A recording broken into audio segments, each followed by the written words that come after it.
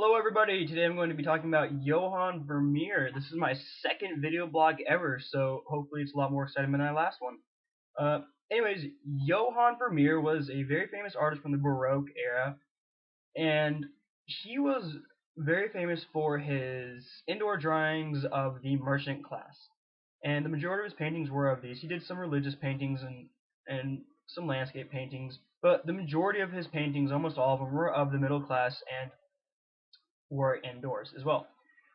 There's not much known about Johann Vermeer in that uh, there really isn't any paper evidence of it, really anything about his life. There isn't any. People know things about his most about his family life, but as in his art and how he went about his paintings and his strategies and all of that stuff and the techniques he used, there really isn't any hard evidence about what he did. So he is the mystery man of the Baroque era. I got a couple paintings to show you guys, and I want to talk about a couple of the styles and the techniques he used. One of the techniques he used um, is called the pointier, and it's spelled Pointiille. And the E has a little asterisk mark above it. So excuse me if I'm not pronouncing it right, but I believe it's pointier. And what that is it's usually it's small globular dots stacked on top of each other.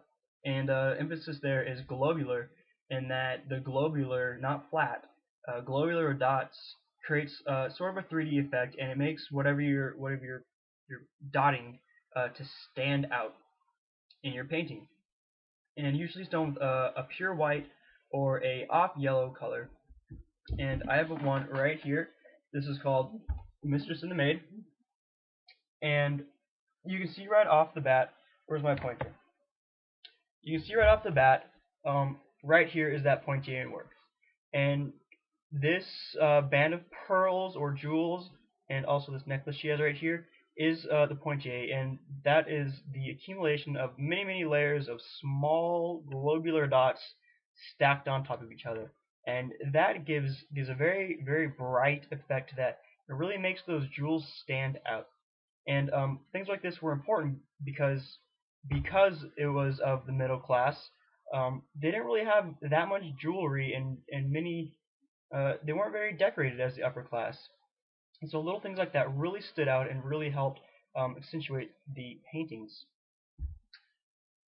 There's another painting here where the poignée um, was used. This one is has a couple of names. A woman with a scale, woman weighing pearls, woman weighing gold, because she has a weight thing here. But I'd like to show you right here is the pointier, and these pearls she has on her table that she's weighing out, and each of those pearls has a distinct shine to it, and that is the effect of those globular white dots. And Vermeer used this in a lot of his paintings. One of his famous paintings is a woman with a pearl earrings. I don't have that one here, but it's a very famous painting, and her pearl earrings just shine like no other. Alright, so pointier was one of Vermeer's techniques that he used. Another thing that he was very masterful and very excellent was his perspective. Perspective. And perspective was first created by Leonardo da Vinci, and the single point perspective, where you have one point, and say with buildings, all those buildings would lead to one point, and it would give the illusion that it is a 3D drawing, and that you're looking into the building, or looking into the scenery.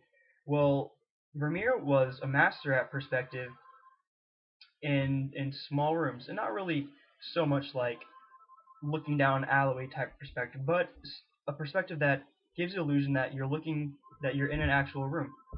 And there's a couple ideas of how he did this. One of these ideas was a pinhole method, where you would simply put a very small pin in your painting, tie string to it, and then you can bring that string all around the painting, and those lines go right to that pin. and you can put multiple pins for multiple perspectives. And that's just one idea, but again, there's no documented evidence of what Vermeer used. Another thing he could have used in his perspective, and this also plays in with his master, is he mastered the art of light and light in his paintings, but something called a like a picture obscure, and it was like a picture box, but instead of taking a normal picture, a black and white picture, it would capture the contrast between light and dark.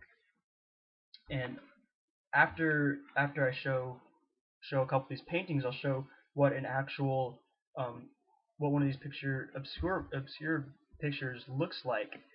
But first, I'm just going to show some of this perspective and talk about how some of the tricks he used. This one is the Milkmaid, and in this, it's a very realistic painting.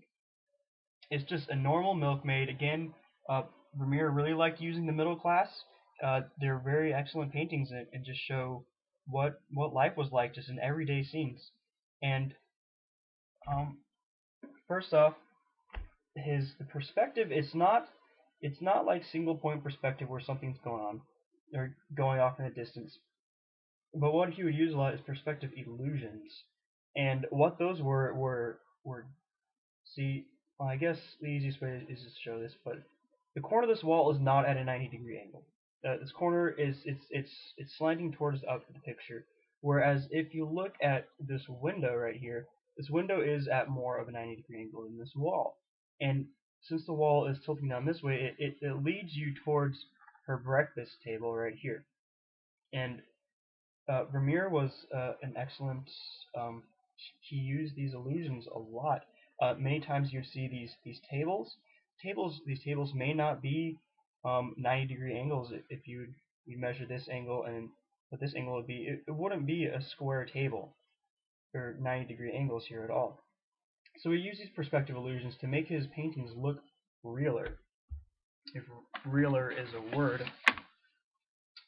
Here's another painting. It's not as obvious, but again, you have the slanted wall, and this is obviously not straight, whereas this painting is straight up and down, and it shrinks. It leads your eyes down towards the pearls right here, and so that's just part of the perspective that he used. There's other great drawings that show this a lot better, but I just particularly like these paintings right here.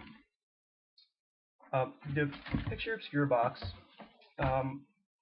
Here's a painting of it, or not a painting, just a normal picture. And I chose this picture I found online for a couple of reasons, because it shows a couple great aspects of how this box works and the advantages